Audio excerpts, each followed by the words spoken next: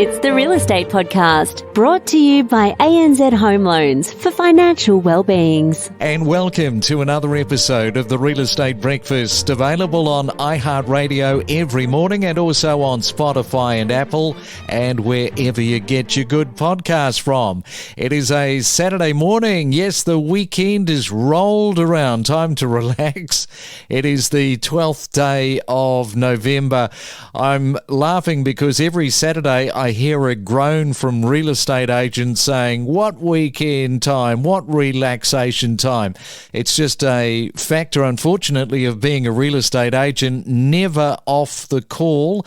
And it takes a certain type of individual to be at the top of their game. And that takes time. And if you've recently embarked on a real estate career, good time management is critical. Where so many fail in this area, don't be the agent who loses track of their day. Be organised with your time management. So crucial to being successful. And coming up shortly, Andrew Wheatley is here. He's highly organised. And yesterday we were talking about the downsizes. Well, today we're talking about upsizing. And Andrew has got some great tips and guidance for you in that area. Oh, and I've got to tell you about this email that I got this morning from Joanne in Perth. A few days ago, we spoke to Dr. Fiona Fu about looking after your heart. Well, it turns out that Joanne has been trying but not very successfully to get her 55-year-old husband to the doctor. And they were having breakfast on Thursday, listening to Dr. Fu's advice, listening to the radio podcast. And Joanne said that it was like a light bulb going off in her husband's brain. And subsequently that day, they booked an appointment with the doctor next week. So brilliant. Thank you, Joanne, for letting us know that. And I'm glad that we could be a little bit of an intervention for you and your husband. And if you did miss that podcast, go back to Thursday. There is some great advice all about your heart. We talk with leading property commentators with analysis, predictions, forecasts, and what's trending every morning from 6:30. It's the Main Centre Forecast with PRD, selling smarter every day. All right, let's head around Australia on this Saturday morning. And in Sydney, expecting blue skies with sunshine and a high of 27 degrees. In Melbourne, a possible late shower with 21. In Brisbane, also blue skies and sunny with 29. And in Perth today, partly cloudy, but it should be mainly dry and expecting 22 degrees. It's your real estate podcast for breakfast. And if you're celebrating your birthday today for November the 12th for 2022, happy birthday to you. You're sharing it with Ryan Gosling, the actor, Canadian actor. He's turning 42.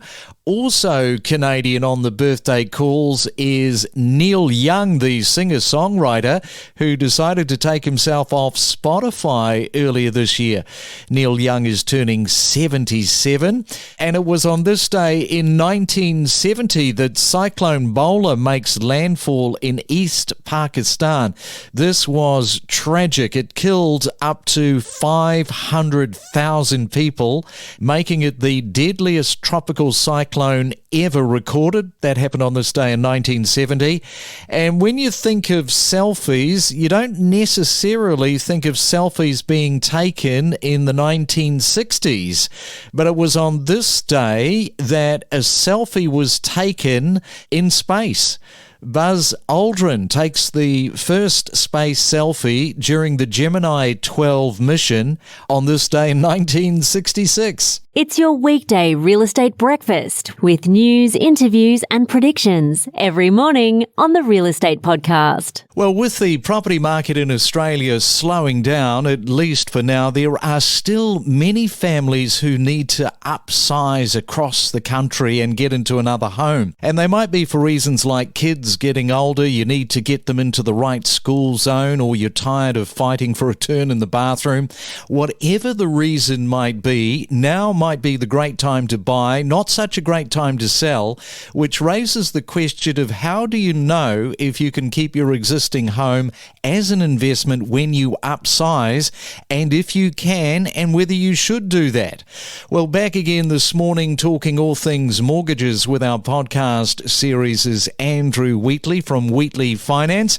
And good morning, Andrew. Welcome back to the Real Estate Breakfast. Thanks, Craig. It's always great to be back. Yeah, it's good to have you back on a Saturday morning. So it's that all-important question that we are talking about this morning, upsizing. So perhaps first off, let's look at some of the advantages of keeping your existing home as an investment property when upsizing. There's lots of advantages. I guess one of the big advantages is you get to choose when to sell that property. You may be looking at keeping it as a long-term investment, but it could just be that you want to hold on to it to see what happens over the next year or two to sell when the time is right. So it's giving you choice that you're not being forced to sell in a market that isn't great for it, and you can pick and choose when is going to be the right time. In the bigger picture, the advantage is going to contribute towards your future wealth. Look, most Australians see property as a way to provide wealth in their future. If you've already got one property, it can just be a simple way of getting your toe into that market of owning multiple properties. And then all of a sudden, you're not just a homeowner, you're an investor. Yeah, and an investment property is an aspirational goal for a lot of people who like the idea of owning more than just one home. So why is it that many people hold back from exploring that very concept, that very idea of the home that they are in, and turning that into an investment property and then buying something else? Most people just assume it's not possible, Craig. They just haven't had the right information or done the research. A really common thing that will happen is I'll be talking to couples, and one of the couple will be keen to try to keep the existing property because they've got it in their head that one of the ways to achieve our future goals is owning more than one property. And then you'll have the other partner that's just feeling the weight of, that mortgage is going to be too big. We've paid our house down a bit. Now I'm going to have a bigger mortgage again. And they can feel really overwhelmed. The reason those two people often find it hard to come to some agreement on what to do, or even find it hard to have a conversation without getting a bit, passive aggressive at each other, is there's no facts to go along with it. It's all just their best guess or assumptions they've made in their head. And this is one of the main reasons why I designed the accidental investor workshop that I run every month for families that are upsizing. We run it online. It's only 30 minutes. We just go through a really simple process that lets you quickly understand, is this even an option? Can you keep the property, your current property's investment when you buy? What does it look like when you do that? What are the repayments going to look like? How do you pay the deposit on the new property if you haven't sold your existing property? And the key thing there is, can you do it? And then the next question is, but should you? Because just because you can doesn't mean you should. But just being able to simply go through the high level stuff of that lets couples then have a proper conversation where they're dealing with real things and real numbers. That always leads to a way better outcome. Yeah, and there, as you say, there can be all sorts of roadblocks for people when thinking about buying that second property. People can get understandably nervous, as you highlight. It's a big step to take. So perhaps, Andrew, you can flag some of the misconceptions that some people might have when thinking about buying a second property. Yeah, like anything, you don't know what you don't know. The things that come up all the time with me when I'm talking to people is we have to sell our property because we need to get the cash to pay a deposit when we buy the second place. Because all they know is when we bought our first property, we needed a cash deposit. Now, that's not true. You can use the equity in your current property to borrow the full cost of the new property. So that's one of the things we run through in the workshop as well. Another really simple misconception is people will look at their current mortgage repayments, what the new mortgage repayments would be, and just go, oh crap, that's daunting. That looks really big. But forget that the existing loan will probably convert to interest-only payments because it's an investment. That's usually how it's done. And also that there's going to be rent coming in. Yeah, rent coming in is very important. And I suppose one of the big problems is that you can have one person super keen and the other might not be sold on the idea as much. But the safety net is that you can always sell the property down the track. A solution that I've come across with many couples when one of them is really, really keen and the other one's a bit nervous is they end up just making an agreement. Look, let's give it a go. We're going to keep this as an investment. We're going to buy the new property and let's just let it go for 12 months. And then if it was feeling too hard, if you're still feeling nervous and bad about it, we'll just sell it and pay the new mortgage down. We're back where we started. That option is always there. And I think people feel like once you commit to keeping the property's the investment, you have to keep it forever. If it's not working, you sell it. The key advice I would give to people here is do your research.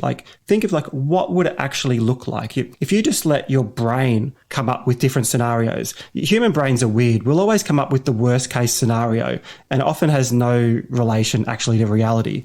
So again, that is really that reason why I have started running these accidental investor workshops to take the crazy ideas that our brain will come up with about why we should or shouldn't do anything and just give really clear, simple information and a process so the couples can have a good conversation and make the right decision for them, which may be to sell. Quite often the right answer is to sell, but you don't want to be looking back in 5 or 10 years and seeing your old house on the market for 2 or 3 times what you sold it for and then realizing that you could have kept it and that money could be yours now. I like the title, Accidental Investor. The Accidental Investor, yes, because sometimes people go out with a deliberate idea of buying investment property. But in this case, your goal is to buy a new home. Plan A, the main job here is you're doing this because you need a new family home. For all the reasons you spoke about before, school zones, the house is run down, whatever. But you're also becoming a property investor. Often it's a side thought. People don't realize that you're not just buying a home, you're also becoming a property investor. And you need the right information about how that works to do it properly. Or again, you're going to make mistakes that are going to cost you a lot of money later on. But if you do it right, it can really set you up for life. Yeah, research is what it is all about. And of course, it is such a tight rental market. As you mentioned, of course, you look at that rental market and it's never been a better time probably for those rental yields to actually get into a second property. I mean, it's funny, the stuff we find a fight with our partners about, but everyone's on the same page. We all want the same things for our family. We want to be financially secure. And this is one way where, it is possible to come together, have a really good talk about something. It's so exciting when you're able to make plans for your family's financial future. All right, well, you enjoy your Accidental Investor Workshop and enjoy your Saturday, and we'll catch you back in a couple of weeks' time, Andrew. You too, Craig. See you then. We connect you to the best real estate information across Australia. The Real Estate Podcast.